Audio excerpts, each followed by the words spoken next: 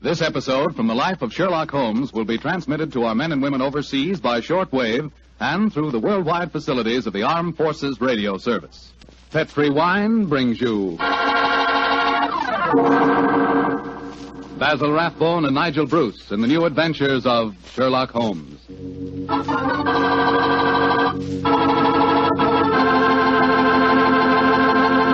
The Petri family, the family that took time to bring you good wine, invite you to listen to Dr. Watson tell about another exciting adventure he shared with his old friend, that master detective Sherlock Holmes.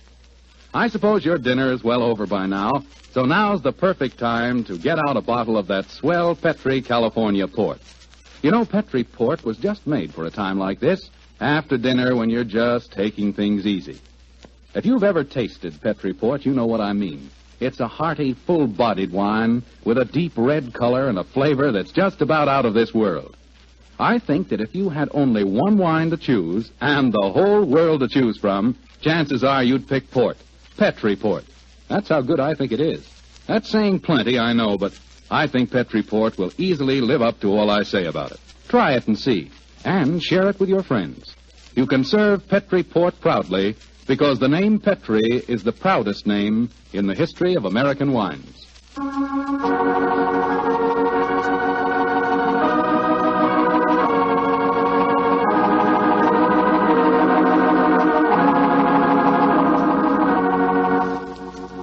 And now let's visit our old friend, Dr. Watson.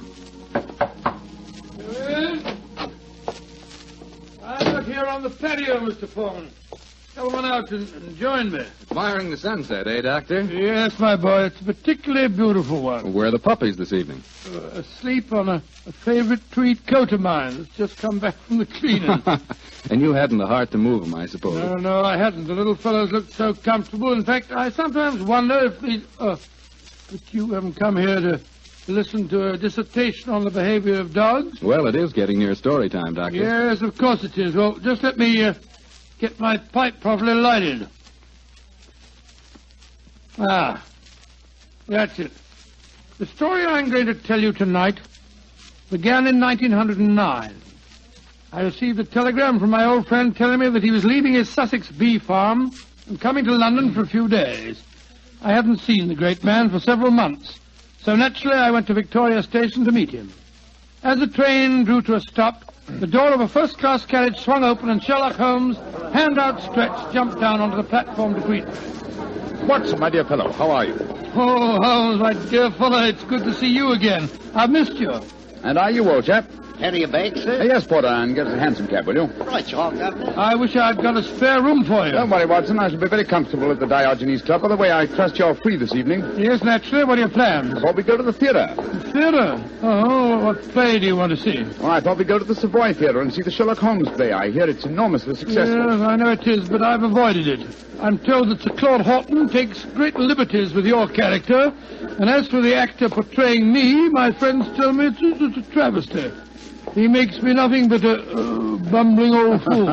Therefore, a visit to the play might be a salutary experience for both of us. In any case, my trip to London is in response to an urgent telegram from Sir Claude himself. Seems to need my help rather badly. Oh, what's his trouble? Well, he wasn't specific in his telegram. He suggested, however, that we attend tonight's performance and discuss the matter with him afterwards. I see. Well, I suppose if you can sit through it, I can. Of course you can, old fellow. In any case, you yourself are partly responsible for the play's existence. How do you mean, huh? Those sensational stories you wrote of my modest problems, I should have seen where they would eventually lead to. In time, no doubt, we shall be portrayed on the cinematograph as well. Nonsense, Holmes. That newfangled thing's only a toy. I think not, Watson. We're on the edge of a strange new mechanical world. In fact, I begin to feel a certain concern about the rumored developments in wireless telegraphy. But enough of these predictions. Here comes our porter with a cab. We'll tell the driver to take us straight to the Savoy Theatre.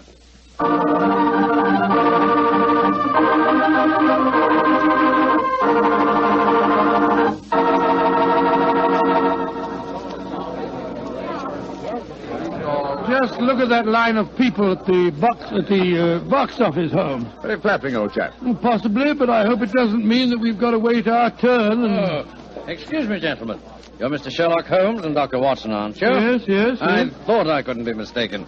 My name is Frank Ferris. How do you do, Mr. Ferris? I'm glad to meet you, sir. Sir Claude has a box reserved for you. He asked me to see that you are quite comfortable. Very considerate of him. Will you follow me, please? Thank you. Neither of you has seen the play before, I understand. No, Mr. Ferris, we haven't.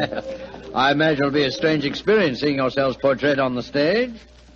By the way, I'm playing the part of an old friend of yours, Professor Moriarty. Oh, indeed. I'm looking forward to a very entertaining evening. I presume that you escape our clutches, as usual? Yes, I do, Mr. Holmes. And I've done it nightly now for 137 performances.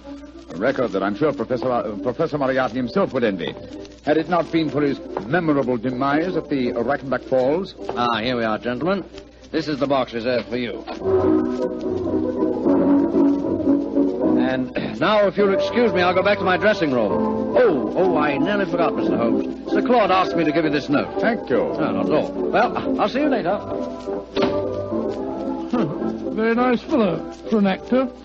Don't be a snob, Watson. Well, what does the Claude note say? I'll read it to you. Dear Holmes, since I telegraphed you yesterday, there have been strange developments. In fact, I've been doing some detective work off stage as well as on. Watch the performance tonight and watch the audience too, particularly the occupant of the box opposite yours.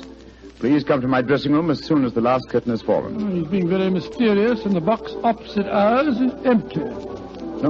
Look, Watson, look. Someone has just entered. Confound it, the house lights are going out. The first act's beginning, Holmes. The first act, yes. Well, sit back and relax, old fellow. Let's see what they've done to us.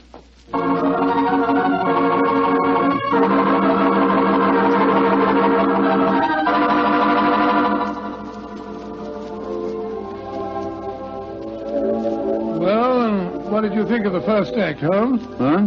Oh, the first act, yes. I was examining the occupant of the box opposite ours. An attractive young lady, alone and unusually preoccupied in her program. In fact, one might assume that she was trying to hide her face. Yes, but the play, don't you think it's ridiculous? Just imagine a crown jewel being stolen from the Tower of London. Why not? It's been attempted many times. Anyhow, you must admit that the actor who's portraying me behaves like a blithering idiot. And Sir Claude's interpretation of you is pretty far-fetched. Far-fetched, but flattering, Watson. What poise, what suavity, and what a voice. I find myself thoroughly entertained. You're a strange chap, Holmes. No accounting for your tastes. Look, Watson, look. The back of the box over there. Good Lord, I could have sworn a man dodged behind the curtains. I don't think the girl saw him, though. Looked like a foreigner. I think as the young lady's alone, we'll take the liberty of joining her. Oh, dash it, there go the lights again. The second act starting now. And sit down, old fellow. We don't want to attract attention. We'll join her during the next intermission. Who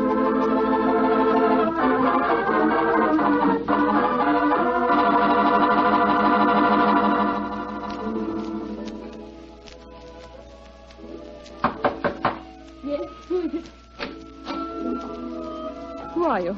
What do you want with me? My name is Sherlock Holmes, and this is my colleague, Dr. Watson. How do you do, young lady? I hope you'll forgive this intrusion, but Sir Claude requested that I keep an eye on you during the play tonight. Please come in and sit down, won't you? Thank you.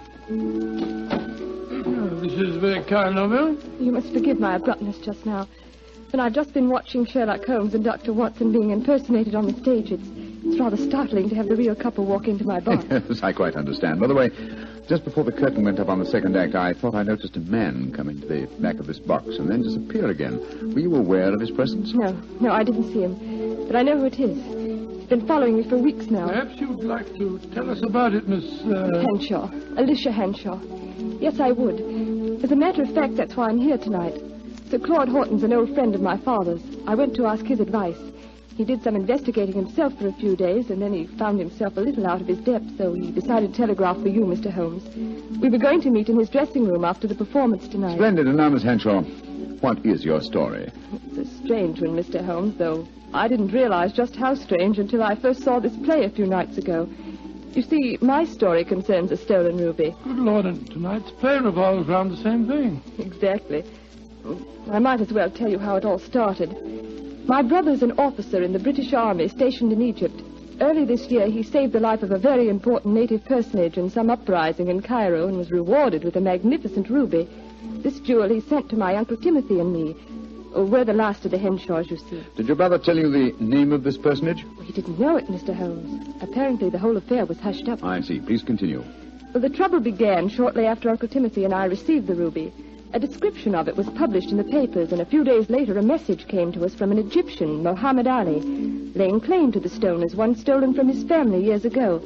He sent an expert to our house who examined the ruby under a lens, Mr. Holmes, and then tapped it with a hammer. It fell to pieces. It was a fraud. Gracious me, an amazing thing. I'm sure that's not the end of the story, Miss Henshaw. Oh, no, Mr. Holmes. I wrote and told my brother what had happened. He became very suspicious and suggested that I investigate the credentials of the expert that examined the stone. I think I can finish the story for you. The supposed expert was a jewel thief who substituted a paste ruby for the real one, destroyed the imitation, and walked off with the treasure. It's an old trick. Of course, you haven't been able to find any trace of the supposed expert. Well, that's the funny part of it, Mr. Holmes. Uncle Timothy and I gave a description to the police, but it was a very vague one, I'm afraid. All the time, Uncle said the man reminded him of a colleague of his many years ago at the university, a professor of mathematics. He couldn't think of his name, but when we first saw the play a few nights ago, he was reminded of it. The name was Moriarty. Moriarty? But Moriarty's dead. Miss Henshaw, you say you have been shadowed for some weeks. Yes, by an Egyptian. They've stolen the ruby, Mr. Holmes. Why don't they leave me alone? That, Miss Henshaw, represents a very fascinating problem, and one that I shall be most happy to help you solve. Oh, thank you so much, Mr. Oh, Holmes. there go the lights again. The last act. Yes, the last act of this little play, but not, I fear, of Miss Henshaw's problems. Let's meet after the act in Sir Claude's dressing room, shall we?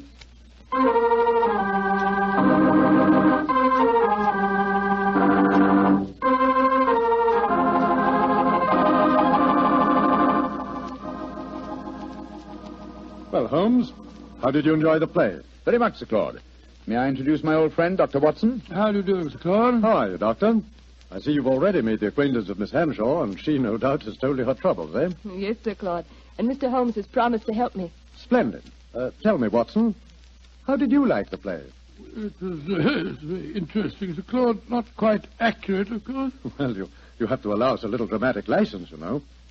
What did you think of Rodney, the man who was portraying you, Doctor? Well, since you mention it, I think the fellow needs to study diction. He mumbles so much I couldn't understand a word he said. Oh, come now, old fellow.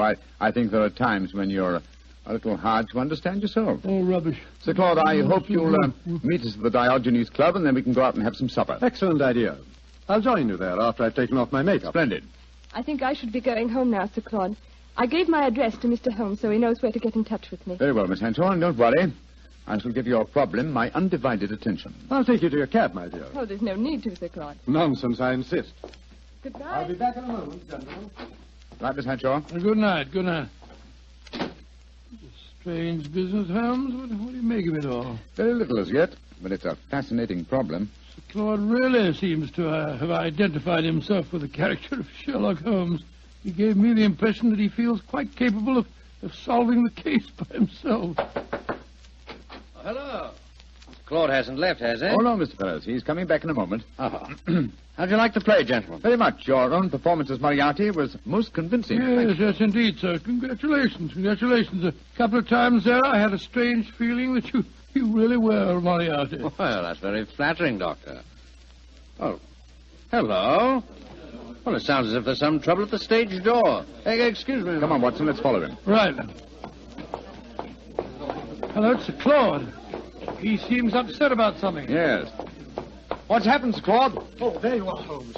I'd just seen Miss Henshaw off in her cab when a foreign-looking fellow came out of a doorway and got into another cab.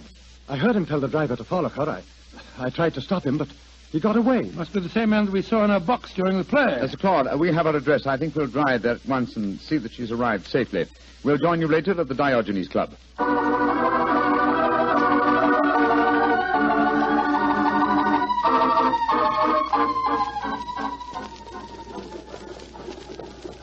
Well, Holmes, here we go. Off on another adventure. Yes, and one that may give us an opportunity of crossing swords with Moriarty once more. Oh, Moriarty's dead. He was killed when you and he fell over the precipice in 91. He was supposed to have been killed, just as I was, but his body was never found. It's impossible. or rather possible that he returned to pour into the ears of Colonel Moran a story as unlikely and as true as the one I related to you on that April evening in 1894. One can never be sure of death, old chap, until one has touched the cold skin of a corpse.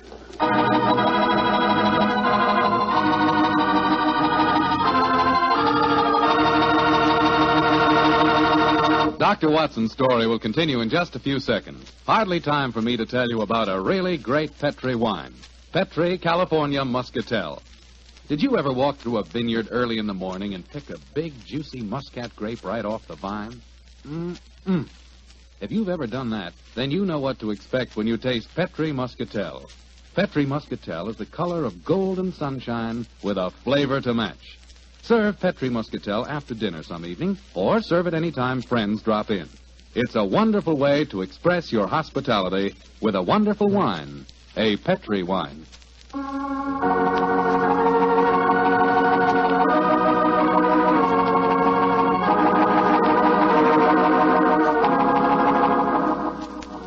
And now back to tonight's new Sherlock Holmes adventure.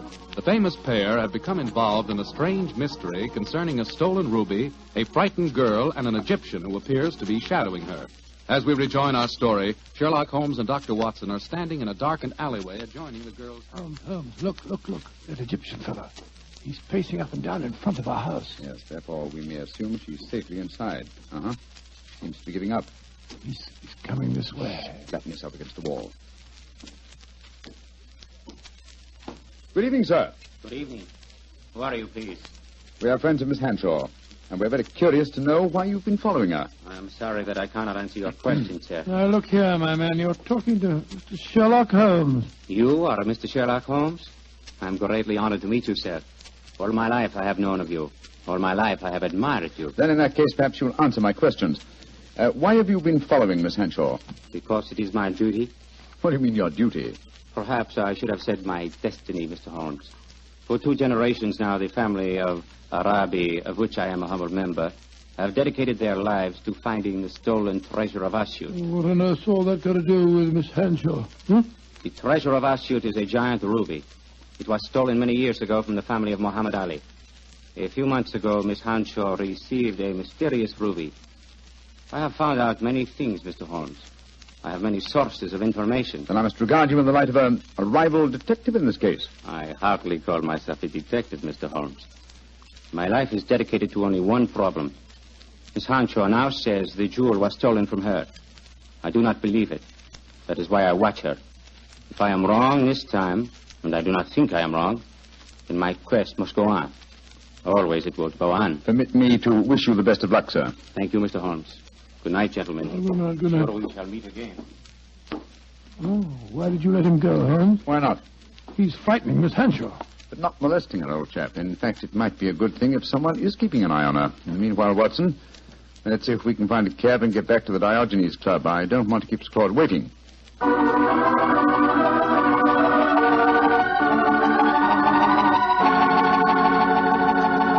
Laura, has Claude Horton arrived yet? Yes, Mr. Holmes. He and another gentleman came in about 5 minutes ago. They went up to the library. The other gentleman has just left. I see. Thank you. This way, Watson.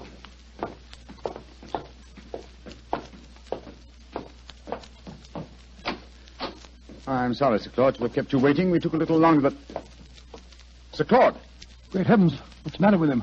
Holmes, I found the answer. Too late. It's... No, sir. Don't try and stand up. You're ill. What are you trying to tell me? The ruby. Moriarty. The answer's in the book. In the book. Sir Claude! Holmes! He's been stabbed. He's dead. Just as he was trying to give me a message. He was muttering something about the ruby and Moriarty. And twice he said, it's in the book. Yes, there's a book still in his hand.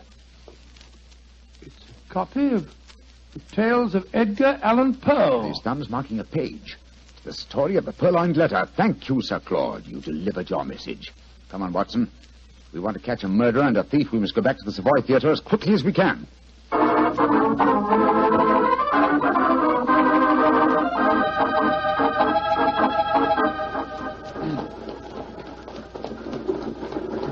Why do you suppose Sir Claude was murdered? Because I was too curious. Been investigating the problem of the stolen ruby and had found out something. Something he promised to tell me at supper, you remember? And so he was killed by a man who came with him to the club tonight. Fortunately, he gave me a clue by indicating Poe's story of the purloined letter. But I still don't see how that helps you. Well, it leads us to the ruby. The premise of Poe's story is that the most obvious hiding place is the safest. Now, what physical object was most prominent on the stage in tonight's play? By Jove. A ruby. Exactly.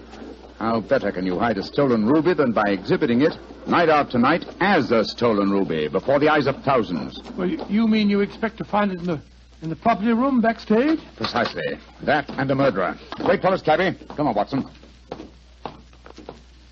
You have your revolver, old chap? Yes, I do. Well, keep it handy. Our visit may not be unexpected. Unlocked. That's good. Come on. Look, Holmes, look. The doorkeeper. He's slumped over his desk. Been given chloroform. We'll take the liberty of borrowing his lantern. An eerie atmosphere about a dark and empty theater in the home. Now, where would the stage properties be kept, I wonder? Hold the lantern a little higher, will you, old fellow? Yeah. That's it. Aha, look over there. A large cabinet. It's marked Property Department. And it's unlocked. Oh, this is frighteningly easy. Let's look out for a trap. Now, let's see. Look. There's the ruby, lying on that tray. Hold it up under the lantern, Watson. Exactly. It's as I thought. This is no paste stage property. It's a genuine ruby. In the light of this lantern, it's very hard. Down, Watson, quick! He nearly got us. Smashed our lantern. Yes, he's got an air rifle, a powerful one, too, confound it. There's no flash to indicate where he's firing from. Of course, he's baited his trap so neatly that he knows exactly where we are. I'm going to take a shot at him. I can't see anything, but at least it'll let him know that we're armed. Now, move your position quickly, Watson. Just missed me, Holmes. This is hopeless shooting in the dark. Yes. I've got to switch the stage lights on. Keep him occupied, old fellow, will you? While I try to find the light switches. I've got him. But he can still shoot, confound it. Yes, well, I found the light switch. Keep your eyes skinned, Watson. I'm turning it on. There he is, Holmes. Up in that box. Getting away. After him, Watson. You can jump over the footlights into the box.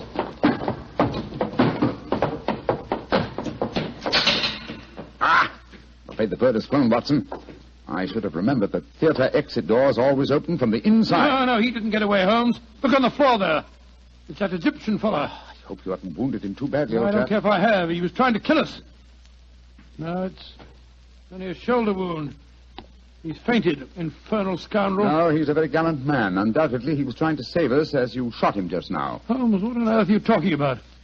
Obviously, he's Moriarty. No, Watson. Moriarty just escaped through the door you heard clang a few moments ago. Then what's this man doing here? As a fellow detective, undoubtedly he followed us. Perhaps he preceded us. When Moriarty started shooting, this man tried to capture him and got wounded by you for his pains. Then who is Moriarty? He must be someone connected with this theater. It's obvious. Moriarty is Moriarty. What?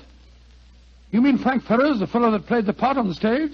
Again, remember Poe's story of the purloined letter. But why didn't you recognize him? Oh, remember, I haven't seen him for 20 years, and you haven't forgotten his genius for disguise, have you? What incredible audacity. How better could Moriarty conceal himself than by announcing nightly to the theater-going public that he was Professor Moriarty? Then he killed Sir Claude. Of course he did. Sir Claude must have persuaded Moriarty to go to the club with him. Probably he hoped to expose him in front of me, but Moriarty found out that Sir Claude knew too much.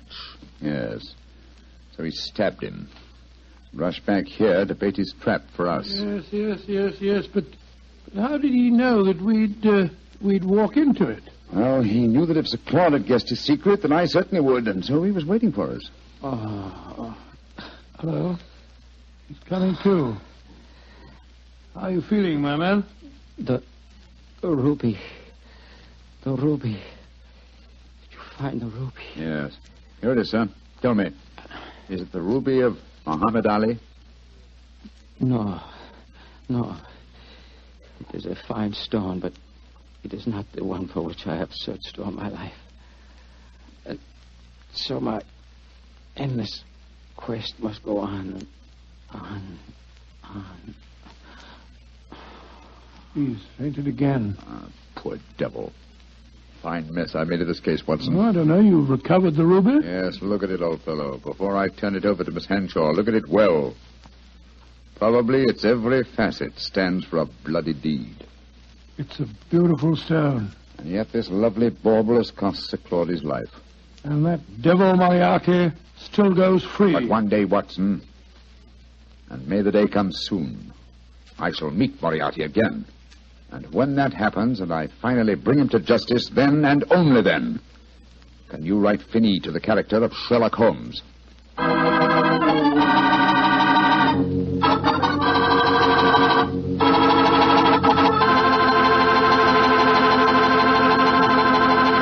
Well, Doctor, that was kind of an exciting story. Tell me, did the Egyptian recover from his bullet wound? Yes, indeed you did, and rather quickly, too, Mr. Foreman. I felt very badly about shooting him, but of course I couldn't help it. Of course not. But, you know, if I had to shoot someone accidentally, I wish it could have been the actor who portrayed me on the stage. Wretched fellow mumbled all over the place. Oh, don't worry about that. After all, you did recover the ruby. Yes, and a beautiful stone it was. The color of,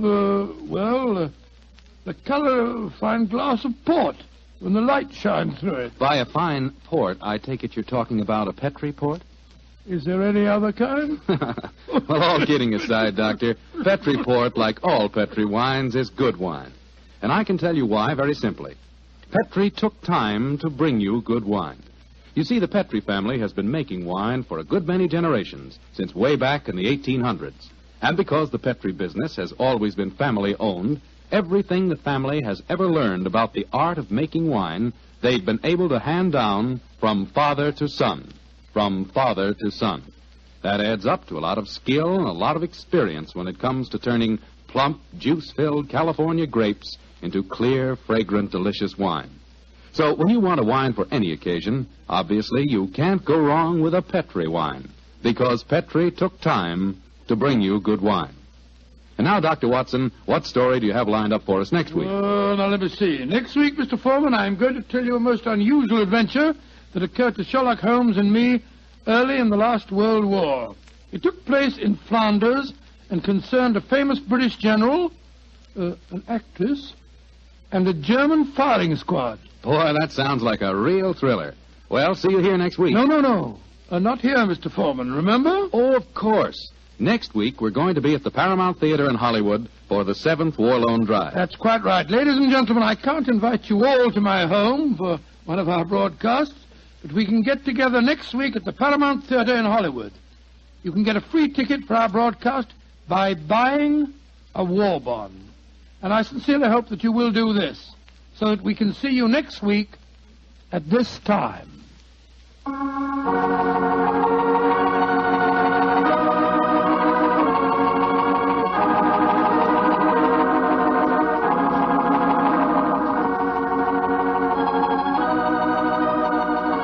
Tonight's Sherlock Holmes adventure is written by Dennis Green and Anthony Boucher and is based on an incident in the Sir Arthur Conan Doyle story, The Adventure of the Second Stain. Mr. Rathbone appears to the courtesy of Metro-Goldwyn-Mayer and Mr. Bruce to the courtesy of Universal Pictures, where they are now starring in the Sherlock Holmes series.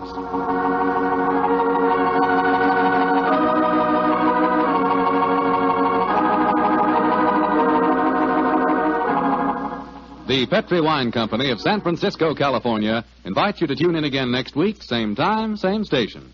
Oh, the Petri family took the time to bring you such good wine. So when you eat and when you cook, remember Petri wine. To make good food taste better, remember... Petri.